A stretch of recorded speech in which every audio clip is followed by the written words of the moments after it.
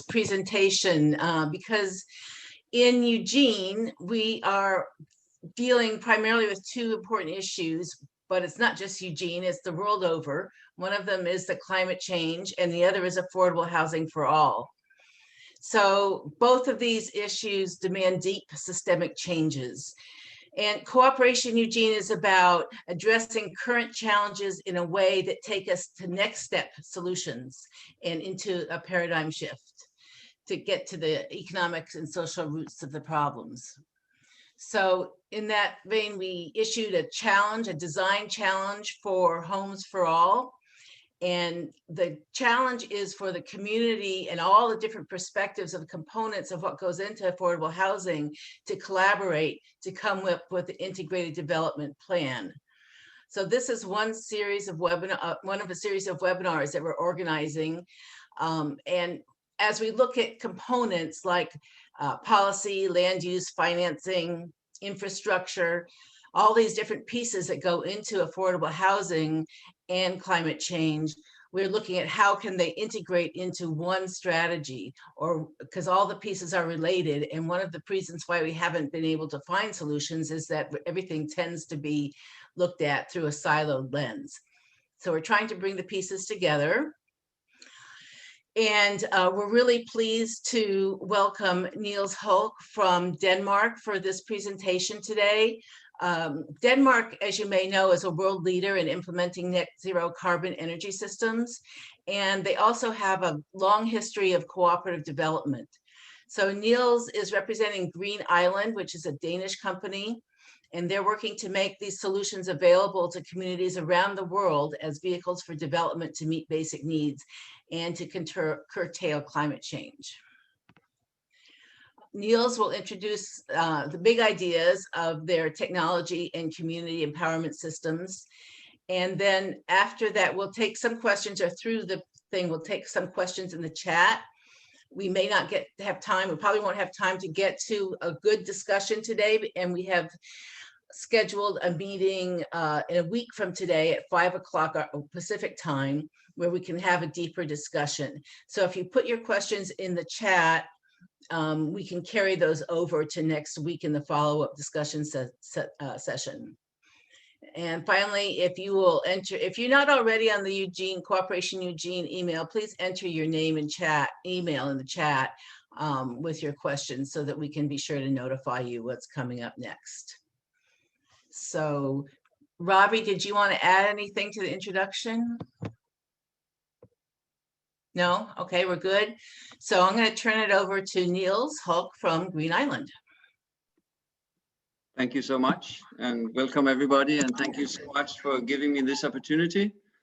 As some of you might know, the relationship with many of you go back many years, and we have worked on an agenda born by a desire to make systemic changes. And in the last 3 years, I feel there's a big shift. At least in Denmark, we have recently made political decisions from the parliament that we will make 70% reduction by 2030. I think it was the first country to make such a claim, and now it is being followed by concrete policy changes. There's demonstrations in the street if they delay 1 month in deciding different policies. So there is a there's a definite shift. And Green Island was founded based on this shift happening, and people who have seen the interest in making impact investments, and a lot of us who have worked on this agenda for many years found each other and built Green Island. The reason for building Green Island, the main reason, the main vision of Green Island is to say that I'd like to, you know, in the 80s, I worked in Guatemala, and I had a very good friend, a Mayan Indian. And he told me there was a Mayan myth that if by 2000, there would not be a global neural network, then the human race would be extinct within a few decades after 2000. In 92, Logan and I was sitting in Far East Russia trying to get an email to him. It would take all night. right after the wall came down, we were working to make a decentralized bottom-up planning model for the Far East Russia. And I can say, you know, it's a great thing to sit here with all of you many years later, and the technology has developed for us to sit here and talk. But this global neural network has fallen victim of the general extraction economy model. The promise of the internet was born by activism and a desire to make change. Now we're seeing that it is not bringing that change, but it has that potential. And why am I mentioning this? Because one of the fundamental things of Green Island is that we want to try to create balance. And there is an extreme need in this transition towards sustainable energy resources, a sustainable circular living at a community level. You actually need very deep knowledge of these systems. To operate a biogas plant, for example, there's 30 to 40 years of experience operating many biogas plants in Denmark. And only now we're trying to systematize it and do some machine learning, so every farmer doesn't need to be an expert in running a biogas plant and then not having time to run his farm. So what is Green Island's main proposition here is that in Denmark, we have the knowledge of running all these at community level, but communities cannot access financing, they cannot access the operational understanding, they cannot access the knowledge basically to make this happen. On the other hand, the green transition in Denmark, we have done a lot on bioregional scale, on national scale, like we've done a lot of wind. 55% of all our electricity comes from wind today. But the government is paying more money to turn off windmills now than to actually subsidize wind, because now we have so much wind and the balancing of the grid is becoming the real issue. And in order to balance the grid, again, this balance thing, it is in everything when you go into sustainability. We used to use the picture of the tree, where the leaves would be the community and the trunk would be the TSO or the grid operator, and the branches would be the district systems operators. But in order to create a sustainable energy grid on a national scale or on a bioregional scale, you cannot do it without these three elements working together to create shared value. So here we are in a situation that what we have all, I think most of us with a bit of gray beard, have spent most of our lives advocating for, is actually a prerequisite. The ideas of building from bottom up, the ideas of shared value creation, the idea of finding balance between different systems and making them work together is actually a fundamental technical and economical need if we are to reach the goal of becoming carbon zero or fossil free. So, you know, there's a lot of ends meeting here, and there's a lot of opportunity, and the world stands at the bottom of the big mountain here with the biggest investment in human history. And at the moment, the investment in the green transition has been driven by feed-in tariffs, where governments are supporting different kinds of electrical production. But what we have seen also in the last 3 years is that the systems that we are creating in Denmark now, with district heating based on heat pumps and wind and solar and, you know, all the different systems, you know, producing, we have greened the pipe. The natural gas pipe in Denmark is now 18% biogas, and we expect within 2030 the full natural gas net will be filled with biogas. So this transition is already happening, but if we don't create a cooperative ownership structure and a collaborative way of sharing knowledge and understanding of these things, we will not succeed. The bioregional investments, the extraction economy based models, which Denmark has succeeded tremendously. We have 2 of the biggest wind developers in the world there in Denmark, but this is still an extractive economic model. You need to get the balance where you get the communities into this and taking part of the investment. So this is the basis of Green Island, and I have been asked today to present a little bit about how would a urban setting that is based on this thinking, how could it look? And one of the things that Green Island is, when we started 2.5 years ago, was that we got involved in making a vision for exactly that. And we are now getting the planning permission for phase 1 of our project, which is going to take 10 years to build. It's a small town with 1,400 houses. We started out with 2,000. Now we reduced the number of houses, and we've had a long journey with the regulatory authorities to get this going. But finally, it is happening. And I like to present to you the vision of taking an existing urban, just on the edge of a town in Denmark. They have made a vision to expand the town with a new green town, new green city. And this green city is the most visionary in Denmark. It's called Vinge. And I'm trying here to hit the share screen thing. Yeah, 1 second here.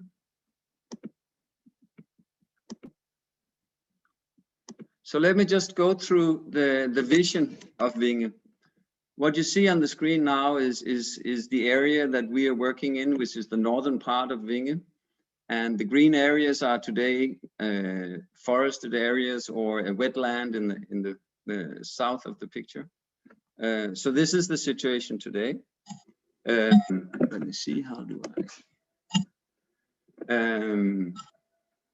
Then I'm just going through the slides here, and the first thing we have sort of designed on is the green areas that binds the city together or are in the middle of this city.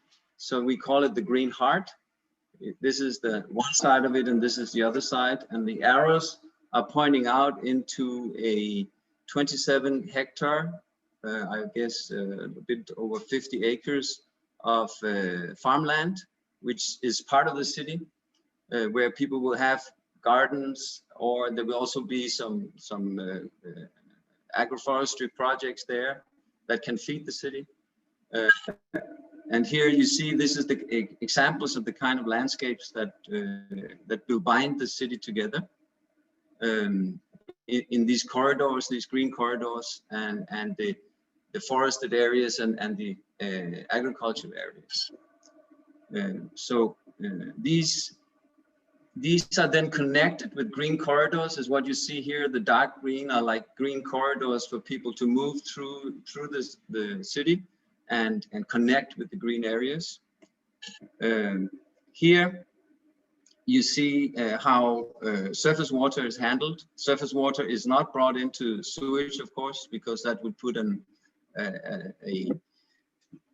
unnecessary challenge to the sewage treatment system. So we are handling this in a natural way, where you have basins throughout the city that delays monster rains or big rains, and then it sort of seeps down to the creek that is running on the right side of the picture out here. So this is the natural way to handle the surface water. And here you see in black the primary road access. And here is secondary roads, which are thought to be like village roads, where you can only move maybe, or you can only drive on those with cars if you need to park next to your house or you need to bring in something.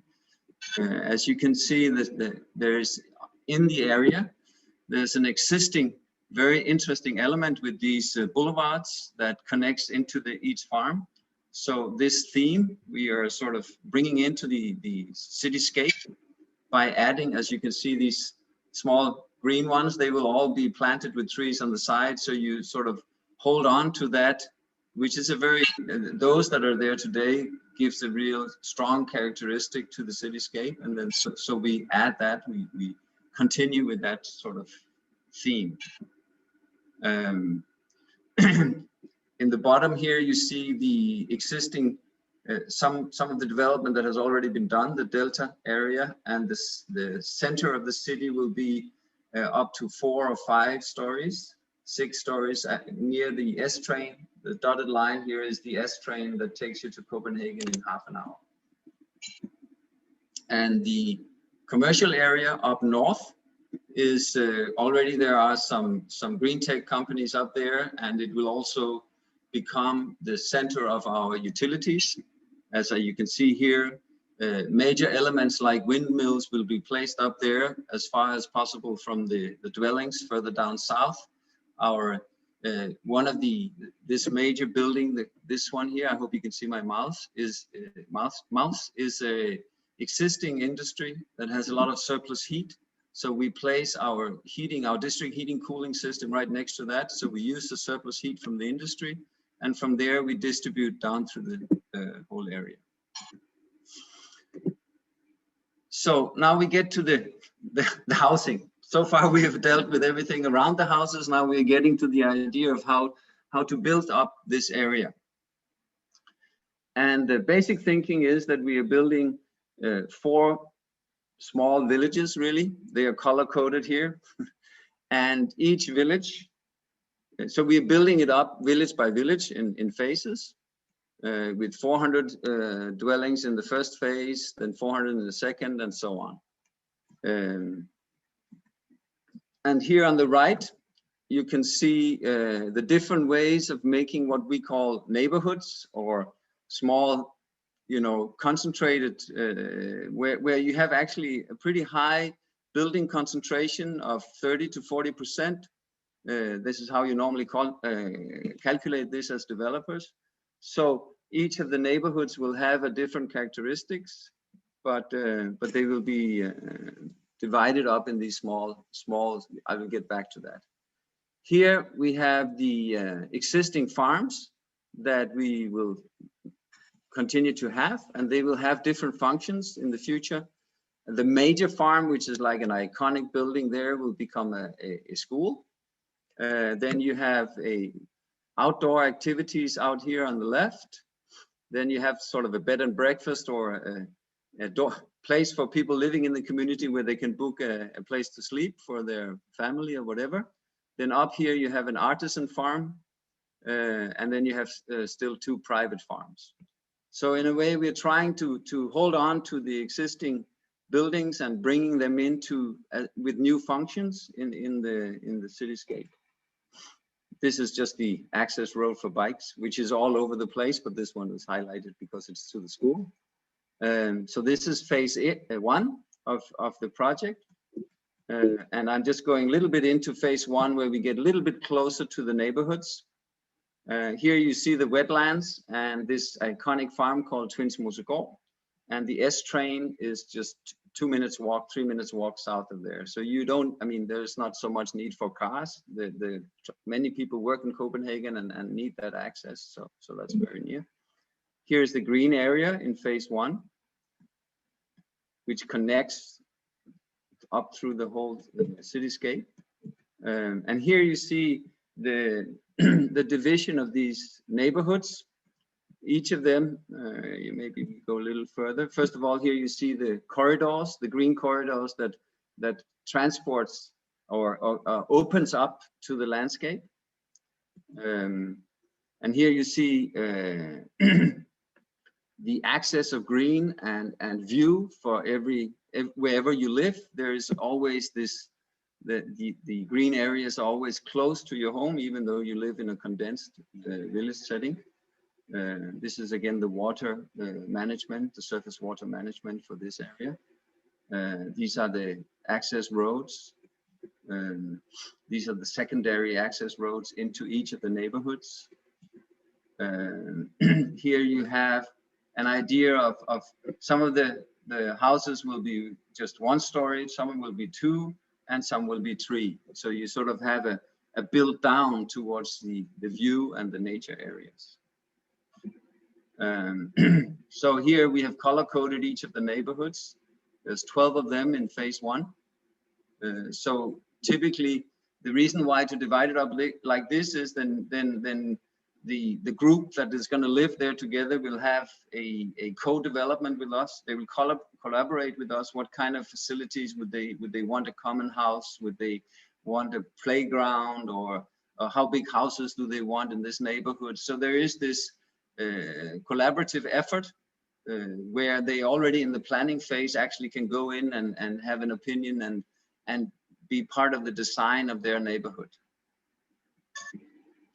Here are some examples, or they are simulations, but this is the kind of views that we expect you have. Here's the lower left corner, you see one of these green corridors. Here you see a city, one of the access smaller roads, and here you see 3 stories and 2 stories, sort of in different architecture.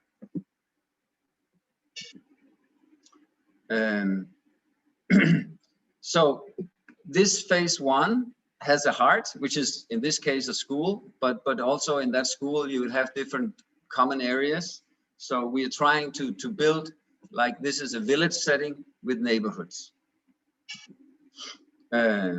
So these are the landscape zones that are for everyone. And here you see these are private gardens, the green areas that you see on this drawing. These are green areas that are communal for each neighborhood or each local neighborhood. And these green areas are for the whole village. So you have this sort of division into 3 levels of outdoor areas. Natural, very close to your home, which is private, something which you share with your closest neighbors, and then something which is for the whole village.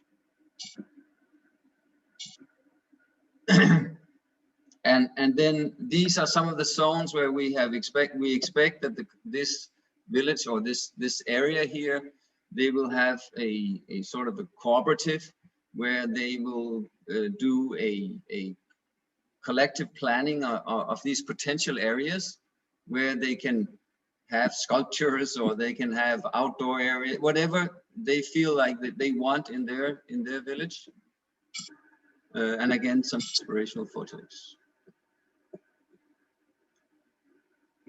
So this is the vision of Vinge. I'd like to share with you, if I can do that without going out. Let me see here. I was asked a little bit about what does this, how does it look physically? I could have brought in, but let me just go through this drawing here. You can see clearly. As I said, the windmills, which are about 80 meters high, 100 meters high, they are pushed up to the north. Then down in this area here, we will have about 1 acre of solar collectors and PV for running the heating, the district heating system. And the heating system is run on a seasonal storage system where you use the aquifer for storing the heat from the summer till the winter. And then you couple that into a heat pump system that circulates around, and then each neighborhood, and that's the interesting part here with the technology and the way of life fitting together. Each neighborhood will have what is about 12 square meters of heat pump setup that will run the heating cooling, and the cost of running that will be about $10 a month for each household to run all their hot water, their domestic heating, and possibly cooling in the summer. Because once you've done the investment, which is on par with what they would have to pay if they were doing a fossil-driven solution, but here, so the investment is not very different, possibly around maximum 10% more than doing a fossil-driven, but on the operational side, you get an operational cost that is, you know, a fraction, obviously, because the windmill is bought and it's producing power for the next 25 years with some maintenance, of course. So what we are seeing is the price, for example, for district heating is going to be reduced tremendously. And this is, I think, a very, very important point here, is that if we do it right, going green is much cheaper because you're using the resources that are already next to where you live. Another example of that is our whole sewage system and organic waste treatment system. We are working to do a urban gasification system, which, this was, this might get a bit technical. Let me go back to the drawing. Urban gasification means that you have basically 3 waste streams running into a closed circuit biogas plant. You have your sewer, you have your organic waste from each of the households, and you have surplus biomass from the farming. When you put those nutrients, this resource, into a biogas plant, what you get out is methane, which runs your generators when there's no sun and no wind. So this is a really valuable resource for a community like this, because that fills the valleys. So you can create this energy balance. The whole thing about going green is, the central issue here is actually to find that balance point, as I mentioned, because you have varied production and you have people's consumption also varying a lot over the day. You know, if you look at power curves, they peak in the morning and they peak when everybody gets home from work. And now it peaks even more, but they plug in their electrical car. So you need to even out the consumption by having some short-term storage for power, but also by having long-term storage for heating and cooling, so that you can run your heating and cooling system when the wind blows, and then you can store heat for up to a week, and then you can seasonal store heat from summer to winter.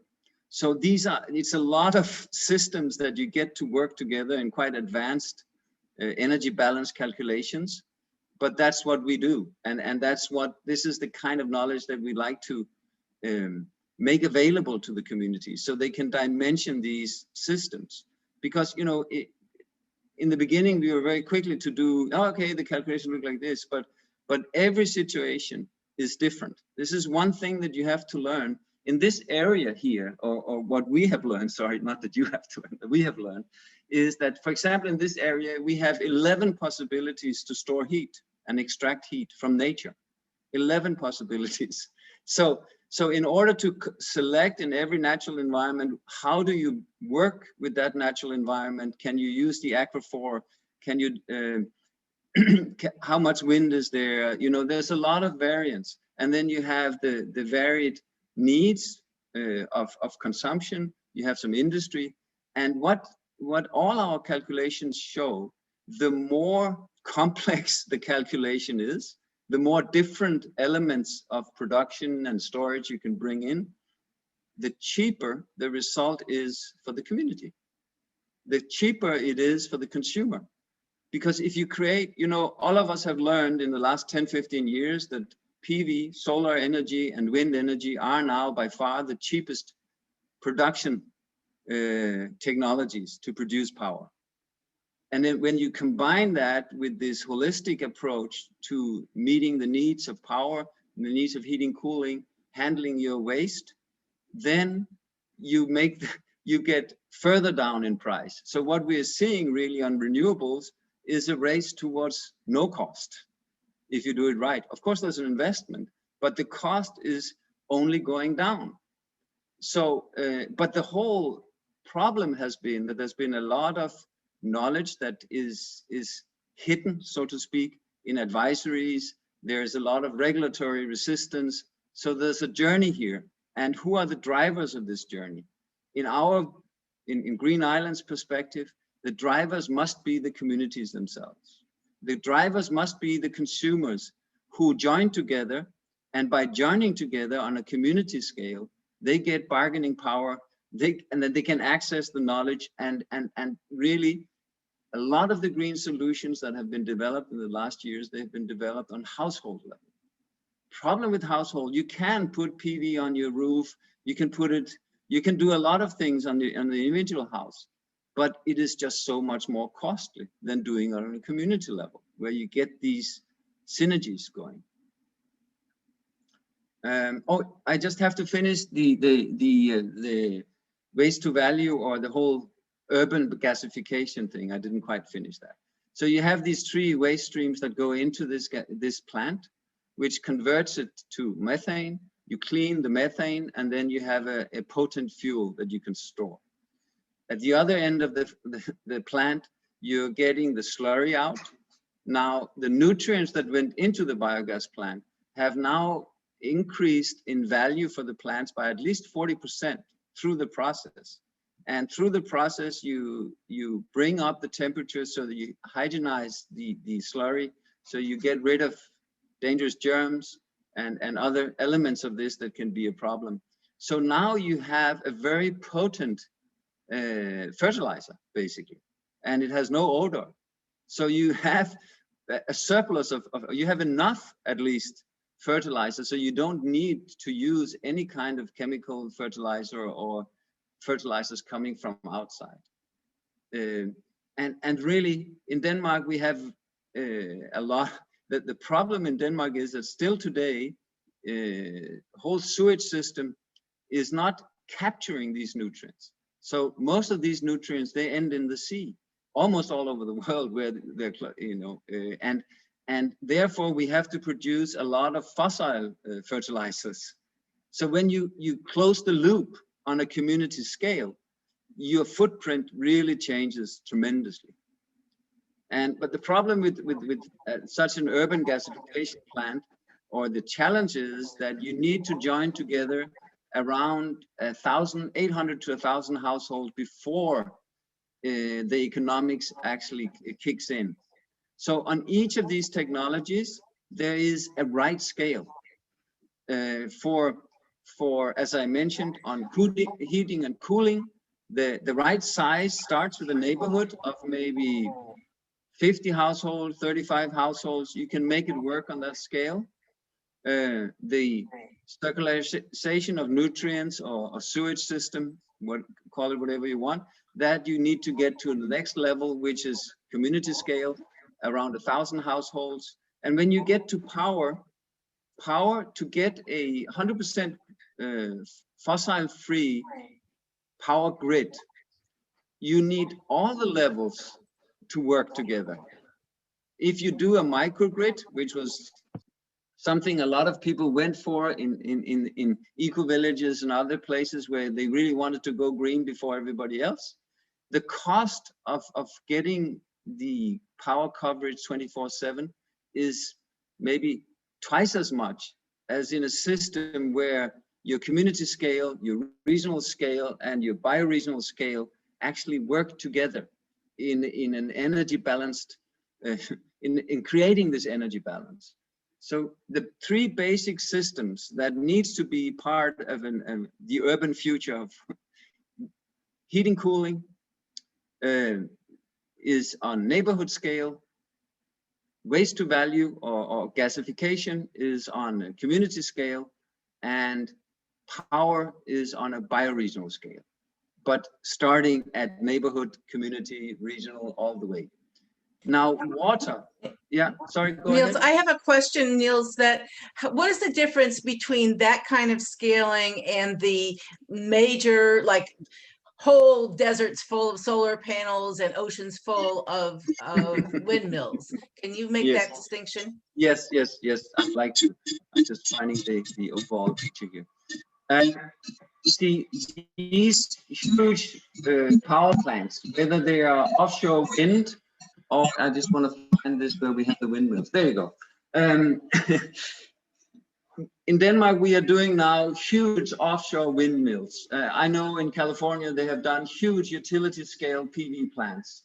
You know, and then when you do that, you create an unnecessary cost in storing that power, because you cannot create balance. You again, and you know, the power grid in California is a good case in point. I mean, they have to turn it off often because of fires and different challenges that they have. If you would turn the table and start on community level and say, okay, how do we create the best possible balance, bottom up? So basically what is happening with these huge bioregional scale windmills and PV plants is that we are increasing the cost of reaching 100%. They have, like in Denmark, as I told you, we are covering 50%, 55% of our electrical need from wind, but already that is almost too much. So now we're starting to build up a lot of PV, but again, without this balanced approach, which also goes from bottom up, the green transition will be extremely expensive. It's just a question of cost. So I understand the urgency that many nations or states, you know, bioregions have felt, and we need to do something. But at the end of the day, when we look 20 years down the line, that would have been that is an extra cost in the long-term perspective, because it is not a balanced approach. It is still based on the I use the picture in lectures here in Denmark. I say, whether you have an oil rig out there at sea with one cable in oil, or you have a huge windmill park with one cable in, the economics of it is the same. You have an extractive economy where you have big money coming in, buying these huge windmills, and their business model is to extract money from that power produced in the next 30 years. So you are building a cost into the transition. And this leads me to a central point here is the ownership. In Denmark, as you mentioned in the introduction, we have a 150 years tradition, 140 years tradition. I just want to give you an example. In 1887, there were 200 cooperative dairies built in Denmark in 1 year. Through shared knowledge, open shared knowledge, through a tremendous engagement on community scale. So this cooperative economy today, still 85% of all district heating companies, almost 100% of all our power companies are still cooperatives. And this, we had a meeting with the board of the biggest DSO, district system operator, which covers Copenhagen. And the chairman, he said to us, I really like your idea of community ownership, but just remember one thing, we are also a cooperative. Even they're a huge power company, we are still a cooperative. And what that brings is a discussion of how to create the balance. It's a natural thing. They have a board member who is very close to us. And the whole agenda is we need to hold on to that kind of understanding of who owns the future utility structure. And that leads me to a central point. When we were doing our work in how to work with communities that are not a business or a public entity, how do we work with them? How do we rate them? How do we engage with them? Because they are not normally decision powered up with the executive, where's the CFO, where's the CEO? They don't work like that. So this was a challenge for us. How do we engage with these communities? And so we analyzed and we say, okay, there are two kinds of communities we like to engage in. In developed economies, we like to engage with local communities have made a decision, we want to go fossil free. We want to live in the future. So here we are, they are at a 0 point today, maybe they have taken some of the steps, but there's a decision. This is not driven by need, this is driven by the advocacy and an understanding of the future. It is getting more and more driven by need, of course, and because externalized cost like CO2 is now being taxed. So there is also a drive in that, of course. But the other kind of the communities that we like to work with are communities that have no utilities. Like in Haiti, they have no water. So we bring them a waterworks that is solar driven. And now we help them to cover their basic needs. So step one for any community is to rise up to the task and say, we want to develop, we want to be a new place. They have taken a decision for development. There is some kind of love of place. There's an understanding that we have to move together. This is step one. Step two is where we like to come in. Because like we are seeing with an example in Haiti, if the price they pay for their water today, if we reduce that price with maybe 30%, and they now own the plant themselves, they only have a debt in the plant, which we have arranged, but the plant works for this community. In 8 years, in 4 years, they would have paid the plant. In the next 4 years, they would have saved up what is equivalent to $1.5 million US. $1.5 million US, a poor community of 3,000 souls have now, by paying a little bit less for their water, but paying it to themselves, they have made a war chest to invest in the next level of their transitional journey, their developmental journey. So what Green Island's proposition, the core of our proposition is to say, if you have decided to take the first steps, let's make sure that these steps empowers this community to be able to take the next steps in their developmental journey and their empowerment.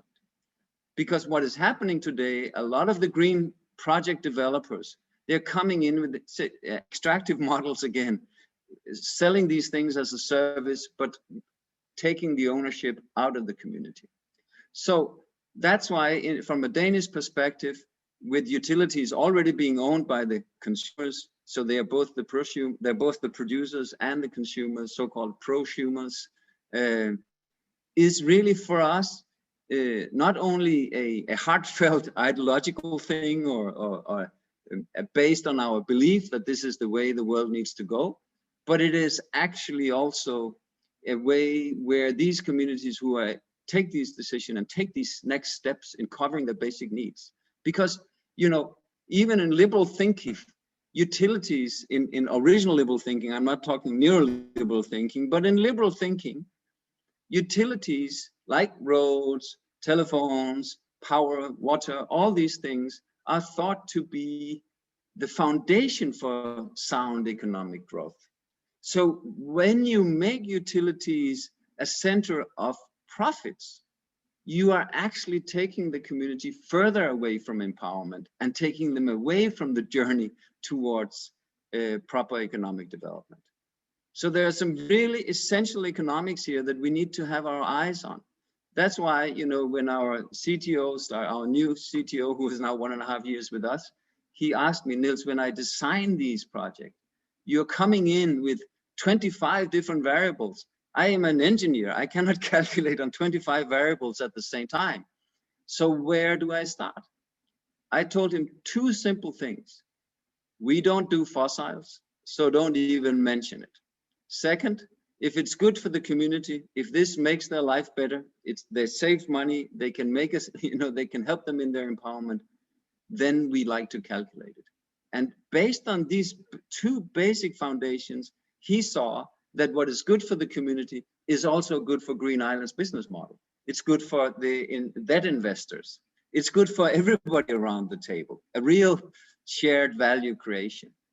So this is really interesting when you get down to business models that work with the desires that some of us have worked with for our whole lives, this transition, this bottom-up, sustainable developmental model.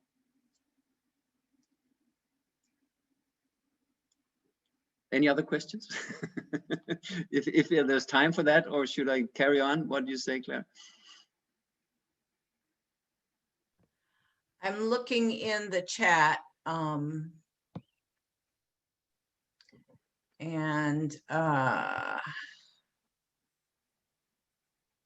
So just some clarification about the biogas being landfill methane, correct? No, not No. correct. Okay. Let me be more precise. Yeah. There are around the world being done mitigation on these landfills that are, there's a lot of pollutions going into the groundwater from these open landfills. And there is a lot of methane escaping into the environment that are 80 times more potent, climate negative way than CO2. So there is efforts around the world to cover up these open landfills and harvest the gas that is coming out of them, purifying it and feeding it into the natural gas grid. That is happening. This is past sins. I can tell you the city of Ottawa, for example, they are spending 8.8 million Canadian a year just to mitigate past sins. And they have to budget an increasing cost that will just skyrocket like exponential growth if they continue putting their green waste out in open landfills. So the biogas plant that we are suggesting is to stop that there is nothing going into landfills, that all the organics are put into these digesters and converted into fertilizers.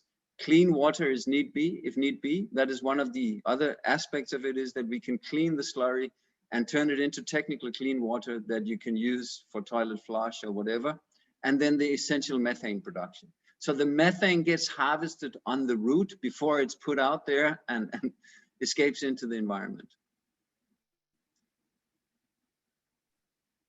Go forward with the presentation. Okay. Well, let me give some examples of the different kinds of actual projects. I will stop sharing because this Vinge thing is, let me just go a little bit concrete on some of the projects besides Vinge that we work on. Let me take an example from another part of Copenhagen, where a housing cooperative, they have 273 apartments. They own their own place in a cooperative ownership structure, and they are looking into redoing the roof, and we have suggested them, and they have bought into getting the roof made with solar, integrated solar system that will produce about 20% of their power needs.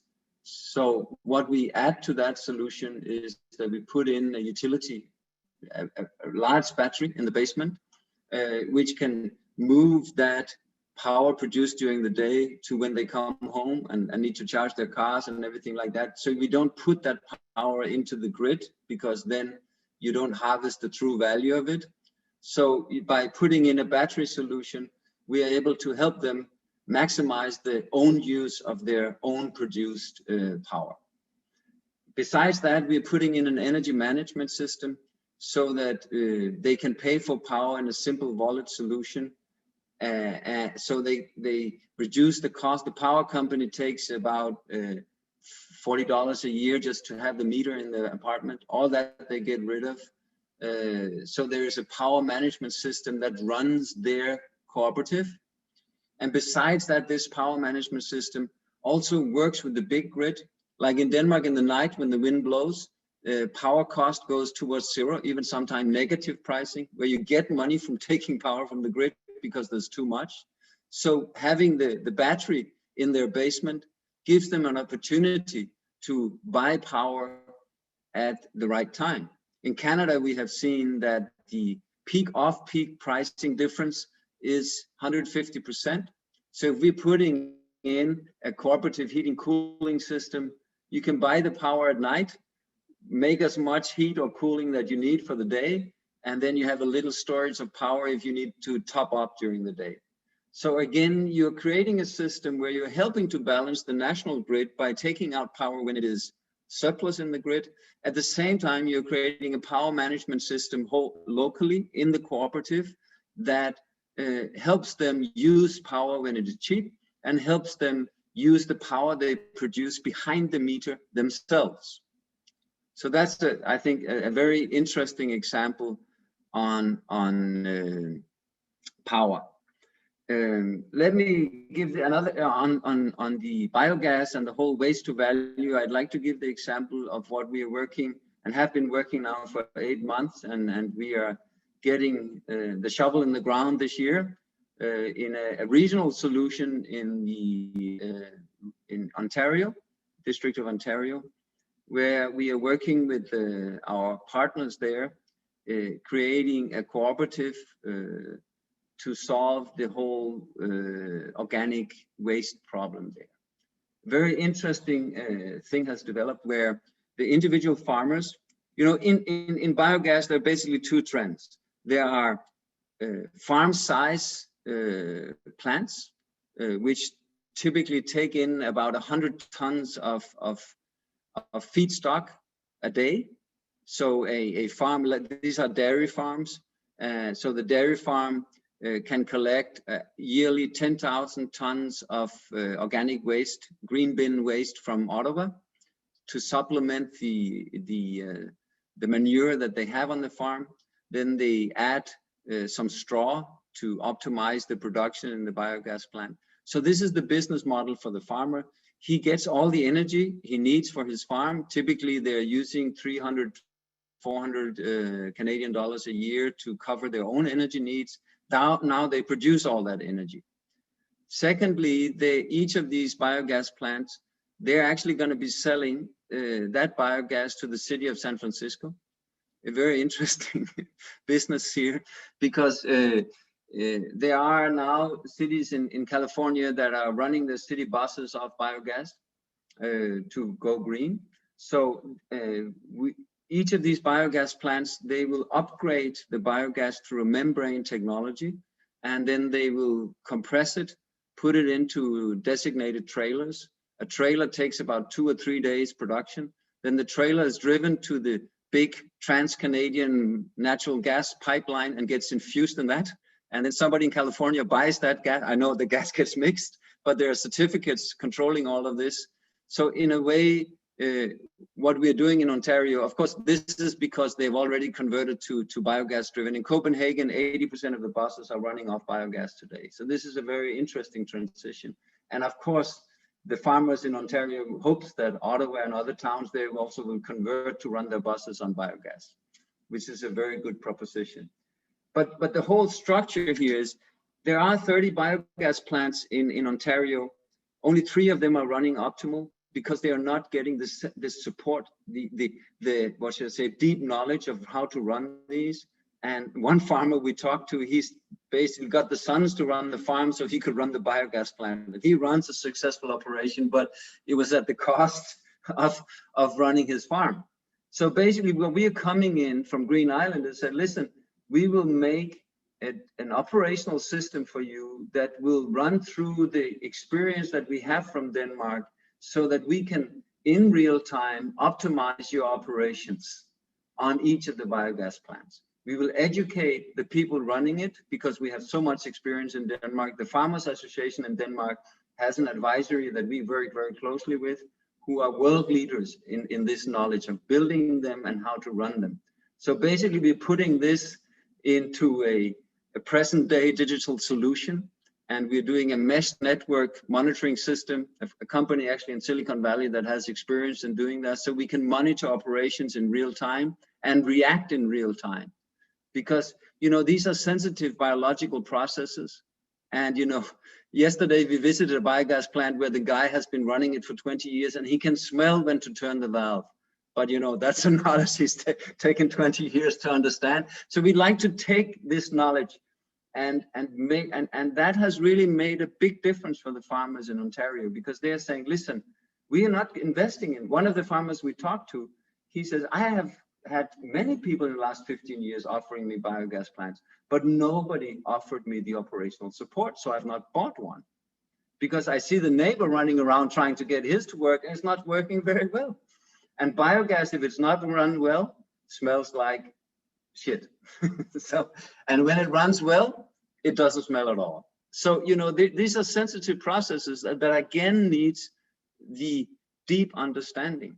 But what is another key element of the success of this project in Ontario is that we have inspired the Dairy Association. They are making a cooperative structure where each farmer becomes an owner of what they call a trade co, that negotiates all the feedstock from the cities and makes sure that the biogas that gets produced, the methane that gets produced, gets sold expensively to California. You know, they are thinking in the right business model. The primary owners, of course, are the farmers who have the plant. But if they are to make a successful business out of this, they need to organize a second-tier cooperative. And that's what we've helped them with structurally. So we're helping them with the technology, and we are basically, regarding the hardware buildup, our philosophy in Green Island is we have blueprints on how to build a biogas plant, but we don't want to be advisors. We'd like to give the farmers the blueprint of how to build it, because it's much more cheap for them to go out to their normal suppliers. They need a barn. Have they built barns before? Do we need to come and tell them how to build a barn? No, I don't think so. Digesters, these are common silos that are built on every farm. So why should we come and tell them how to build a silo? We will give the specs, and we will come with the technology that runs the inside of this plant. But you know, 80–90% of the physical hardware is something that they can get built by local entrepreneurs. So why should we make an extractive economy on that? And we could see, we got offers bringing in Danish team building the biogas plant in Ontario. Within 3 months of working with our partners in Ontario, we were able to reduce the cost of each biogas plant by 38% by going to local entrepreneurs. So again, we are trying to bring, and in the waterworks that we are building in Haiti, we are already, after sending them 5 plants, we are transferring that knowledge so they can assemble the water plants themselves. And then we come with the operating system, we come with the support to them, we come with the wallet solution, this whole tech background that makes it possible for a very poor community in Haiti to run at very advanced waterworks that is running off the sun and using reverse osmosis technology, which is the purest way to purify water with. So Niels, we have 3 minutes left. Could you explain briefly? That's okay. That's okay. Could you explain briefly, do you think it'd be a good use of time to talk about the wallet that you just referred to? Or Claire, what about the V platform? It's up to Niels. Yeah, it's all sort of, some of the services that we see necessary for this to happen, as I've told, it's about technological support and operational support. It's about how to make all these trades. You know, there's a lot of complexity in the monies here. And, you know, we need to automize that. In Denmark, each family use average 12 minutes a year on all their utility bills. It's not something we concern ourselves with because it is a small cost, but it needs to be operated at the lowest cost. So therefore, we have made a very simple solution where we do digital metering. So we collect the consumption in each household automatically, and it gets automatically deducted from your wallet solution, where you will put forward payment in, like most utilities are run in Denmark. You make forward payment a quarter or a month ahead.